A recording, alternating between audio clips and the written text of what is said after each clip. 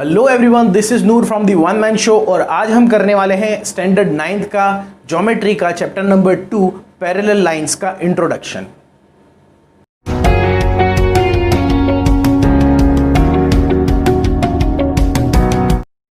तो दोस्तों, जैसे कि मैंने कहा कि आज हम करने वाले हैं introduction of parallel line, the chapter 2 of geometry of standard 9th। लेकिन बहुत ज़रूरी चीज़ है, मैं आपको एक बार ये भी बता दूं कि ये स्टैंडर्ड 8th के बच्चों के भी काम आएगा और स्टैंडर्ड 10th के भी बच्चों के काम आएगा, क्योंकि पैरेलल लाइंस आपको 8 में भी है, 9th में भी है और उसका बहुत एक पार्ट आपको 10th में भी मिलता है, उसके टेस्ट आपको 10th में भी काम आते हैं।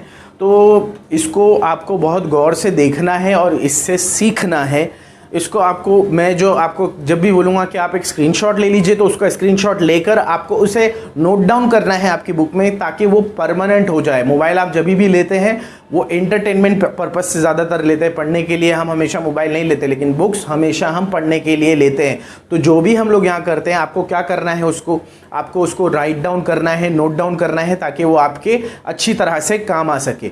तो सबसे पहले जानते हैं पैरेलल लाइंस क्या होती है। मैंने अपने हिसाब से एक छोटी सी इसकी एक डेफिनेशन बनाई है कि parallel line is a pair of line on same plane which never intersect each other.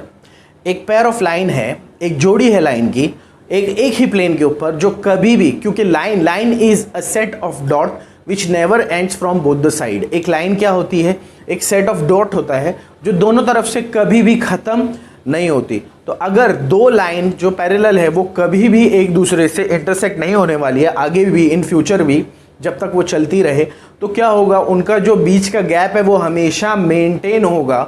वो कभी भी आगे जाके या पीछे जाके एक दूसरे को जॉइंट या इंटरसेक्ट नहीं करेगी। Those line are called parallel lines. ऐसी लाइंस को हम पैरेलल लाइंस कहते हैं।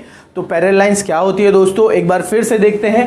A pair of line on same plane which never intersect each other are called parallel lines. इसका सबसे अच्छा बेहतरीन एग्जांपल होता है रेल की पटरी। रेल की पटरियां हमेशा साथ चलती है लेकिन कभी भी मिलती नहीं है। तो वो क्या है, एक सबसे अच्छा एग्जांपल है पैरेलल लाइंस का। अब पैरेलल लाइंस से एक ट्रांसवर्सल अगर जाता है, what is a transversal? A line which intersect in the same manner to both the line is called the transversal. एक ही एंगल में दोनों पैरेलल लाइंस को, a pair of parallel line को जो कट करने वाली लाइन होती है, तीसरी लाइन, जैसे कि अगर ये दो पैरेलल लाइंस है तो ये तीसरी जो लाइन है, इस लाइन को हम कहते हैं ट्रांसवर्सल। जो एक ही एंगल में दोनों को कट करती है उसे हम क्या कहते हैं, ट्रांसवर्सल। और जैसे ही एक दो पैरेलल लाइन को एक ट्रांसवर्सल कट करता है, तो देखिए यहाँ पर कितने एंगल्स बनते हैं, कितने कॉर्नर्स बनते हैं, 1 2 3 4 5 6 7 8 अलग अलग कॉर्नर्स यहाँ पर बनते हैं। और ये जो कॉर्नर्स है ये एक दूसरे से इंटर रिलेटेड होते हैं। ये एंगल्स जो है इनके रिलेशंस होते हैं एक दूसरे के साथ में। तो उस रिलेशन की पढ़ाई ही हम करने वाले हैं पैरेलल लाइंस में। स्टैंडर्ड 8th का मैंने अभी ही रिसेंटली एक वीडियो डाला था अबाउट पैरेलल लाइंस, और उसमें भी मैंने कहा था कि इसका बेसिक बहुत डीपली मैं करवाने वाला हूँ। तो ये वही सेशन है जहाँ पर हम डीपली ये बेसिक करने वाले हैं। अगर आप ये सीख लेंगे तो आई बेट कि कोई भी क्वेश्चन आए अबाउट पैरेलल लाइंस आप आसानी से कर पाएंगे। तो हम लोग शुरू करते हैं। सबसे पहले देखते हैं कि वर्टिकली अपोजिट एंगल्स क्या होते हैं दोस्तों। वर्टिकली अपोजिट मतलब बिल्कुल उल्टे। अगर ये दो पैरेलल लाइंस थी और उसको एक ट्रांसवर्सल ने कट कर दिया, तो इस तरह से देखिए, ये वाला एंगल और ये वाला एंगल, जो एरो एक दूसरे की तरफ आ रहे हैं, ये दोनों एंगल है वर्टिकली अपोजिट एंगल्स। मान लीजिए ये स्मॉल ए है, ये बिग ए है, फिर ये वाला एंगल और ये वाला एंगल। मान लीजिए ये स्मॉल बी है और ये बिग बी है। ये वाला एंगल, ये वाला एरोज देखिए, ये स्मॉल सी, ये बिग सी, ये वाला एंगल और ये वाला एंगल, ये स्मॉल डी और ये बिग डी। तो ये जो एरो एक दूसरे की तरफ मूव करते हैं, these are called vertically opposite angles. और इनका रिलेशन क्या होता है कि all the vertically opposite angles are congruent, वो इक्वल होते हैं। इसका मतलब small A is equal to big A, small B is equal to capital B, small C is equal to capital C, and small D is equal to capital D. All the 4 angles जो एक दूसरे के vertically opposite है वो क्या हो जाएंगे, वो हो जाएंगे इक्वल। और इसका रीज़न क्या आएगा क्वेश्चन के अंदर, रीज़न हम लोग यहाँ ऐसे साइड में लिखेंगे इन चारों के लिए क्वेश्चन में। अब यहाँ तो हम लोगों ने इसको ही प्रूफ किया है, लेकिन जब क्वेश्चन रहेगा तो वहाँ पर आपको ये लिखना पड़ेगा कि these are vertically opposite angles, और जो वर्टिकली अपोजिट एंगल्स होते हैं वो एक दूसरे के इक्वल होते हैं, कॉन्ग्रुएंट होते हैं, ये हमको जानना है। अब ये तो हो गई वर्टिकली अपोजिट एंगल की बात। आप जानते हैं ये एक लाइन पे जो एंगल है, जैसे ये स्मॉल ए और स्मॉल बी, यहाँ पर एक छोटा सा बॉक्स बना के मैं कर देता हूँ इस चीज़ को ताकि आपके ध्यान में रहे। ये जो है ये आपने 7th में पढ़ा है एंगल्स के अंदर, ये स्मॉल ए और स्मॉल बी, तो एंगल स्मॉल ए और angle small B are make 180 degree. ये ए और ये ए कितना होगा 180 डिग्री, क्योंकि एक ही लाइन पे, ये क्या है लीनियर पेयर, ये क्या है लीनियर पेयर ऑफ एंगल्स, ठीक है। ये स्मॉल ए और बिग बी कैपिटल बी, ये भी कितना होगा 180 डिग्री, क्योंकि ये भी क्या है ये भी वही है लीनियर पेयर, एक ही लाइन पर है। ये वाला देखो capital A and capital B, capital A plus capital B, ये भी है लीनियर पेयर ऑफ एंगल, ये आपको याद रखना है। ये बी और ये ए मतलब big A and small B, ये भी क्या है 180 डिग्री, ये भी है लीनियर पेयर। ये नीचे वाली लाइन में भी अगर आप देखेंगे तो ये दोनों स्मॉल सी और डी, ये क्या है 180 डिग्री। ये सी और बिग डी, ये भी क्या है 180 डिग्री। ये बिग डी और बिग सी दोनों को ऐड करूंगा तो 180 डिग्री। एक लाइन पर अगर दो अलग अलग एंगल बनते हैं एक कट की वजह से, तो वो दोनों को कहा जाता है लीनियर पेयर ऑफ एंगल, क्योंकि एक लाइन का जो डिग्री होता है यहाँ से लेके यहाँ तक, आप देखोगे आपका आधा डी या आधा प्रोटेक्टर जो होता है कुछ इस तरह से बना होता है।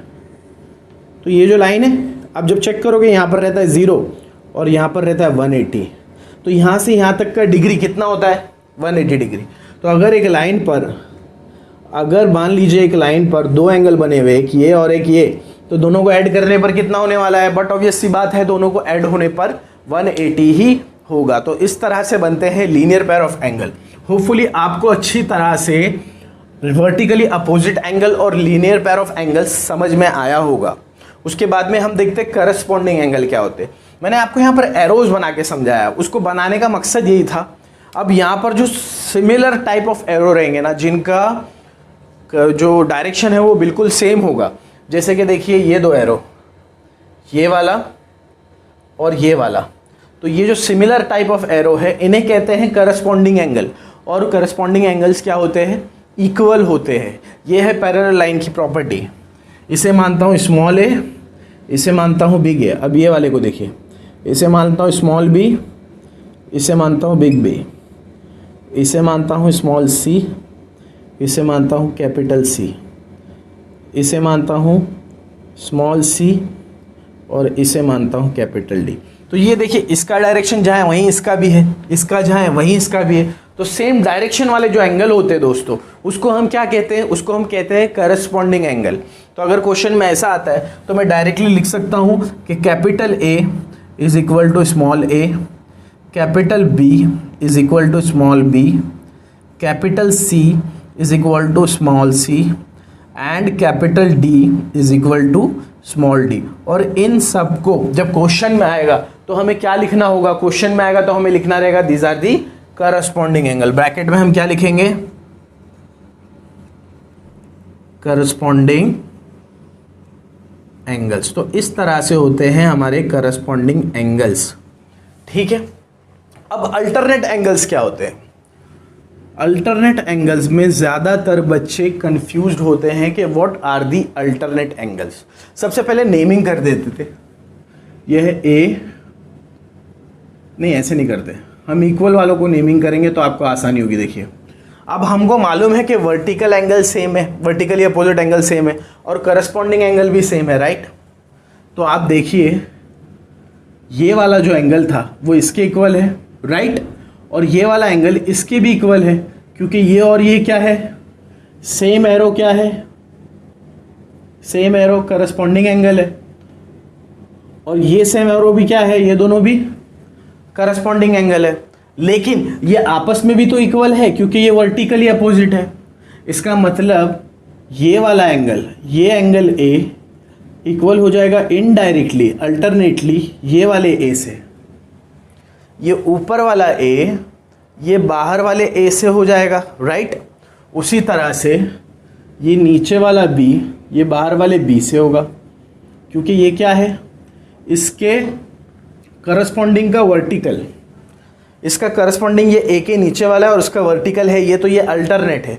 तो ये जो बाहर वाले हैं इनको बोलते हैं एक्सटीरियर अल्टरनेट एंगल। इन्हें क्या कहते हैं, exterior alternate angle. Alternate angle में दो होते हैं, एक एक्सटीरियर होता है एक इंटीरियर होता है। ये है एक्सटीरियर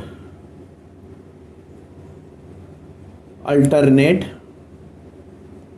एंगल्स, और वो कौन कौन से देखिए हमको यहाँ पर बताना होगा। एक्सटीरियर अल्टरनेट एंगल है ए एंड ए, तो angle A is equal to छोटा वाला A, angle B is equal to छोटा वाला बी। और जब ये अंदर वाले जो ये z बनाते हैं ना, z उल्टा z बनाए या सीधा z, मान लीजिए ये छोटा सी है, ये बड़ा सी, ये छोटा d है और ये बड़ा d, तो ये जो z बनाने वाले हैं या बाहर की तरफ या अंदर की तरफ, दीज आर द इंटीरियर। ये भी इक्वल है, देखिए ये इसका करस्पॉन्डिंग कौन सा, ये है, और इसका वर्टिकली अपोजिट ये। इसका मतलब इनडायरेक्टली ये सी और ये सी भी क्या है, ये सी और ये सी भी इक्वल है, इसलिए इन्हें कहते हैं इंटीरियर अल्टरनेट एंगल। इन्हें क्या कहते हैं, इन्हें कहते हैं इंटीरियर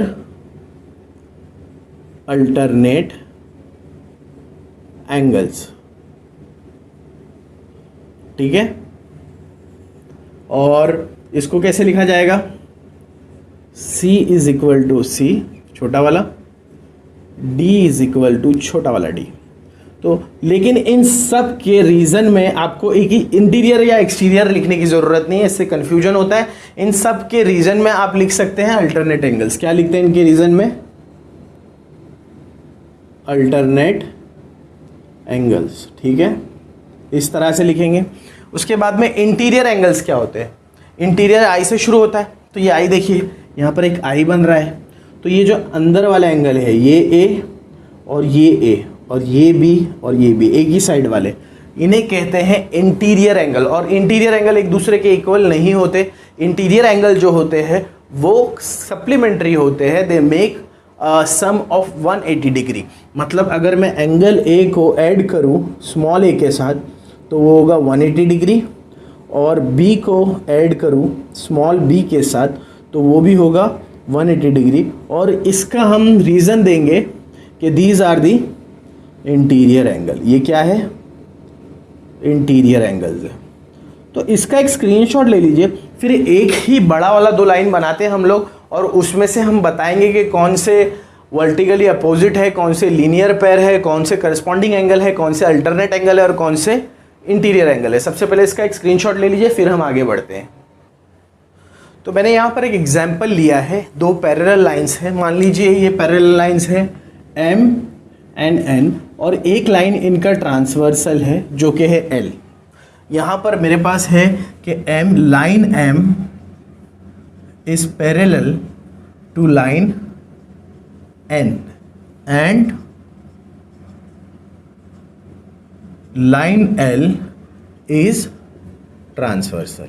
लाइन L क्या है, इनका ट्रांसवर्सल है। तो मेरे पास क्या सिस्टम है यहाँ पर, ज़रा गौर से देखना। यहाँ पर अलग अलग एंगल बने हुए हैं, ABCD EFGH, इस तरह से यहाँ पर एंगल्स बने हुए। अगर कोई पूछे कि इनमें से वर्टिकली अपोजिट्स एंगल कौन से हैं, आप अपने दिमाग में कीजिएगा, मैं यहाँ पर कर रहा हूँ और आप भी मेरे साथ रिपीट कीजिए कि इनमें से वर्टिकली अपोजिट एंगल्स कौन कौन से हैं, वो हम करने वाले हैं। तो ये ए और ये डी, एंगल ए है which is equal to angle D. उसके बाद में बी एंड सी, तो angle B and angle C. उसके बाद में ई और एफ, ये देखिए एक दूसरे के वर्टिकली अपोजिट है, तो angle E equal to angle F. और एफ एंड जी, तो angle F is E is equal to H आएगा भाई, angle E H, F G मतलब कि 8 है और 8 के 4 पैर ऐसे हैं जो वर्टिकली अपोजिट है। अब अगर आपसे कोई पूछे कि इनमें से लीनियर पैर ऑफ एंगल कौन से है, लीनियर पैर कौन कौन से है भाई, फटाफट से देखिए। ऊपर वाला ए बी, तो angle A plus angle B कितना हो जाएगा, ये 180 डिग्री। फिर नीचे वाला सी डी, तो angle C plus angle D, ये भी कितना होगा 180 डिग्री। फिर ये ए सी, एंगल ए एक ही लाइन पर है, ये भी एंगल सी, ये भी कितना हो जाएगा 180 डिग्री। उसके बाद में ये बी डी, तो angle B plus angle D, ये भी कितना हो जाएगा 180 डिग्री। और क्यों 180 डिग्री होगा, क्योंकि ये सारे के सारे क्या है, लीनियर पैर ऑफ एंगल। तो अब ये हो गया हमारा, ठीक है। अब हम देखते करस्पॉन्डिंग एंगल कौन कौन से, इसमें से कौन से वाले करस्पॉन्डिंग एंगल्स कौन कौन से हैं।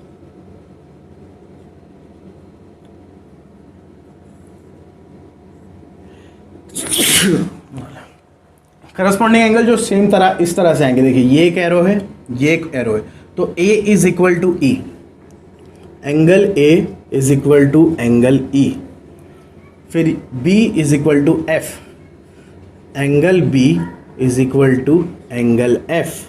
उसके बाद में C is equal to G, angle C is equal to angle G। उसके बाद में H और D, तो angle D is equal to angle H। ये सारे के सारे क्या है, करस्पॉन्डिंग एंगल। अब अल्टरनेट एंगल में देखते हैं कौन कौन से।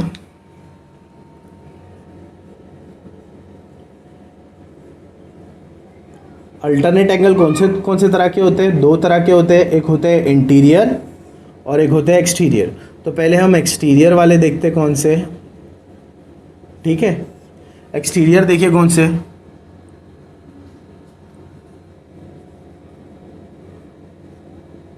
एक्सटीरियर में जब हम देखेंगे तो ये वाला ए, ठीक है, और इसके करस्पॉन्डिंग के वर्टिकली अपोजिट वाला ए और एच, तो angle A is equal to angle H, और ये बाहर वाला बी, तो इसके वर्टिकली अपोजिट के करस्पॉन्डिंग वाला जी, तो B and G, angle B is equal to angle G.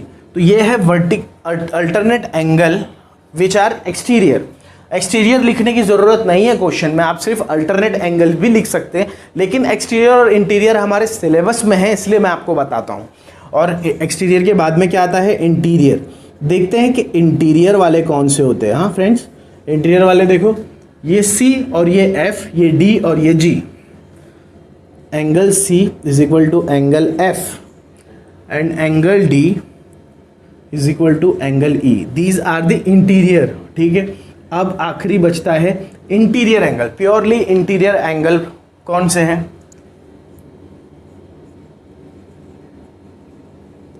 तो देखते हैं। देखिए इंटीरियर अल्टरनेट एंगल अलग है और ये सिर्फ इंटीरियर एंगल्स है, ये अलग है। तो ये कौन से है, ये है C plus E, angle C plus angle E।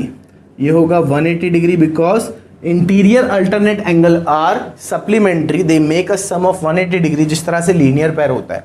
उसी तरह यहाँ पर D और F, तो ये चार एंगल है, D and F, they make a sum of 180 degree. तो ये था total 100% basic about the parallel lines. इसका एक स्क्रीनशॉट ले लीजिए, और ख़ास करके मेरे 8th 9th 10th के बच्चों से मैं ये रिक्वेस्ट करूँगा कि इसे एक बार देखिए, एक बार नहीं समझ में आता है एक बार और देखिए। अगर इसमें कुछ डाउट्स है तो प्लीज़ वो क्लियर कीजिए कमेंट बॉक्स में, और हमें आपके सपोर्ट की ज़रूरत है। तो please do like, share, subscribe and share with your friends. Thanks for watching. This is Noor from the one man show, signing off.